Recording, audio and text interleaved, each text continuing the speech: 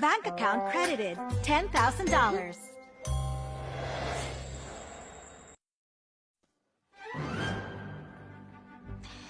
Ito, makakatulong to sa pag-aaral mo. Lumamig na rin naman yan. Basta dapat uminom ka ng marami para hindi ka mahirapan. Oo nga pala. Ito pala, iiwan ko sa may pinto para hindi makalimutan. Hindi!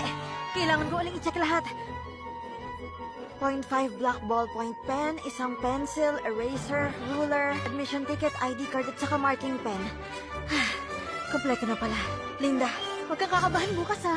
Ay, 8 beses mo nang chinecheck lahat. Hindi ako kinakabahan, tsaka walang dahilan para mag-alala. Mabuti. Oo, huwag kang kabahan. Dumikto ka kaya? Maupo ka lang muna. Sige. Teka, nasa balitan uulan bukas. I-check ko baka butas yung payong mo. Tsaka ayaw din band-aids na rin. Dapat may pamalit ka rin damit. Baka madapa ka bukas. Hindi. Linda, huwag kang kakabahan bukas ha. Basta aayusin ko na lang lahat. Oo na. Hindi mo naman kailangan mag-alala. Marami ka nang naitulong sa akin, Sunny. Lahat naman ng inaral ko, sinaulo ko naman lahat. Hindi ako magkakaproblema bukas. Linda, sigurado ako ang kinabukasan mo magiging maganda. Hindi lang ako, tayong dalawa. Magiging maganda ang kinabukasan nating dalawa, Sunny. Isulat nyo muna ang pangalan nyo at exam number. Hintayin nyo muna yung bell bago nyo sagutan.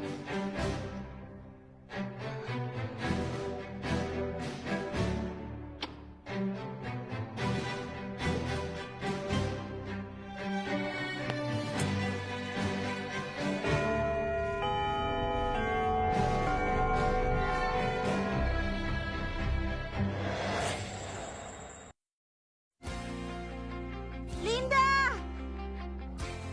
Sunny! Congratulations! Natapos mo rin yung exam. Ano, kumusta ka? Eto, ayos naman.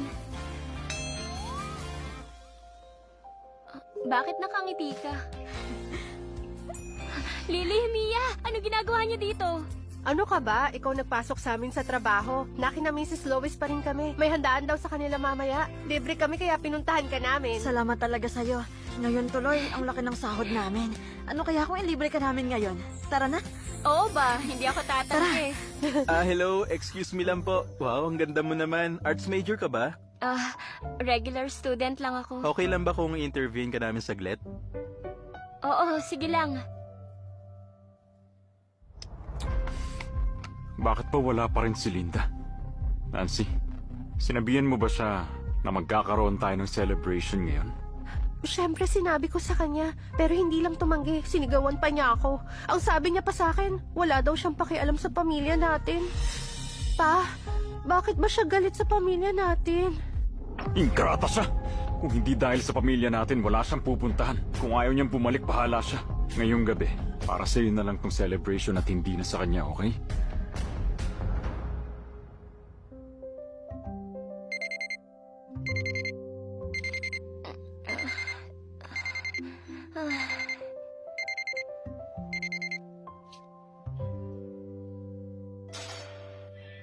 Sunny, gumising ka na. Bakit ba? May flight tayo papuntang Brookshire ngayon. Bilisan mo.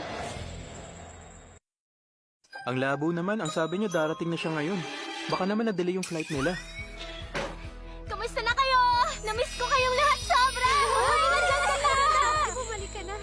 Maligayang pagdating, Master. Tumayo ka nga dyan. Hindi mo naman kailangan lumuhod. May dala akong pasalubong para sa inyong lahat. Ito, inumin mo to! Wow. Ito pa, oh. Tara, sabay-sabay tayong uminom. Dali. Cheers!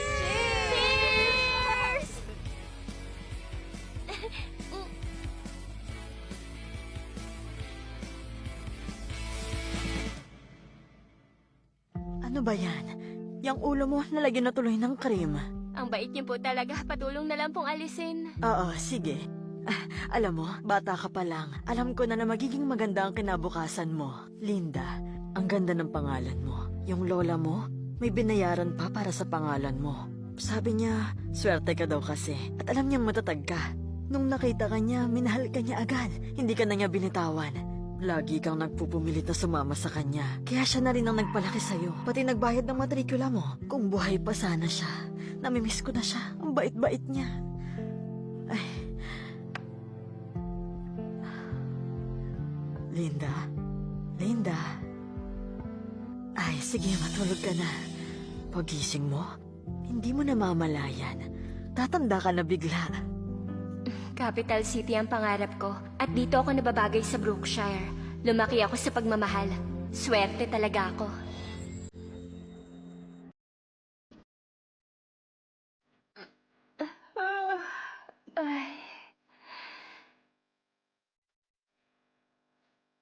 Salamat kina mama at papa at sa mga kapatid ko. Ako ng pinakamasayang prinsesa ngayon. Wow, ang yaman niyo naman. Inggit na inggit ako, buhay prinsesa. Yan ang pangarap ko.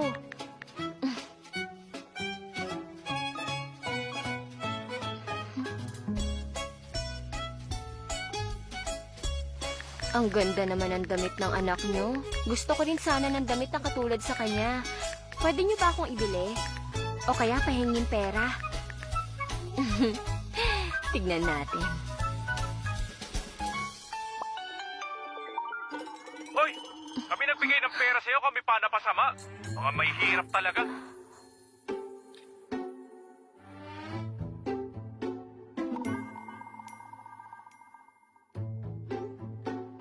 Pwede mo akong insultuhin pero magbabayad ka.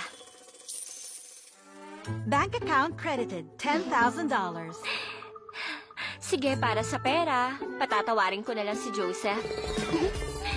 Dean, Mom! Sunny, hali kayo! Magbakasyon tayo! May pera na! Tara, tignan natin yung resulta. Ate! Hello? Oh, mag-ingat. Tara, tara! Bilis! Ito, Sige. basta 5631. Huwag kang magkakamali, ha? Sige, sige.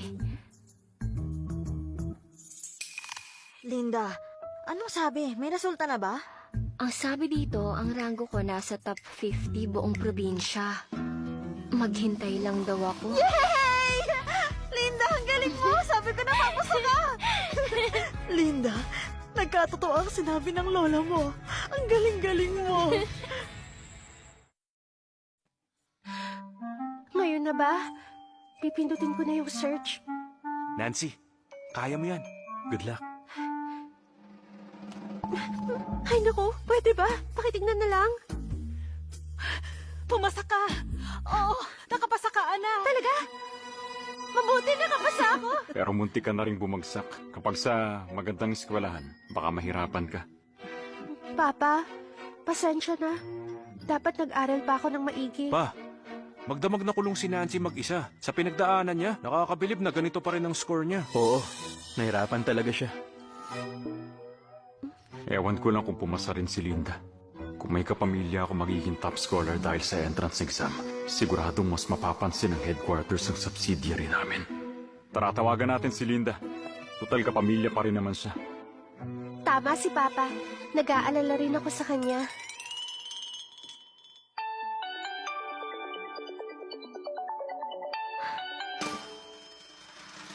Hello? Linda, nakita mo na ba? Ano, lumagpas ka ba ng 700? Hindi ko alam. Dito kasi hindi makita yung resulta. Ano? Paano hindi niya makita? Siguro nagkaroon ng problem? Teka lang, hindi mo naman siguro nakalimutan yung barcode, di ba? Kaya ba ayaw lumabas ng score? Ano? Naku, Nancy, sabi ko na nga ba, walang magandang lalabas sa bibig mo. Teka, sino ka para sabihin yan sa kanya? Huwag mong sisisihin si Nancy dahil wala siyang kasalanan. Hindi na ako nagulat. Alam ko na ang nangyayari sa mga taong tulad mo sa mga importanteng exam. Laging sumasablay. Pwede ba? Kung may sablay dito, kayo yun ang pamilya mo. Ano? Grabe ka! Linda, ano bang ginawa namin sa'yo para sabihin mo yan? Tigilan mo na yung pagpapanggap mo. Linda! Ni isa sa pamilya nyo walang makaintindi. Kaya naman, hindi nyo talaga ako maiintindihan. Hindi nyo ba talaga alam ang ibig sabihin nun?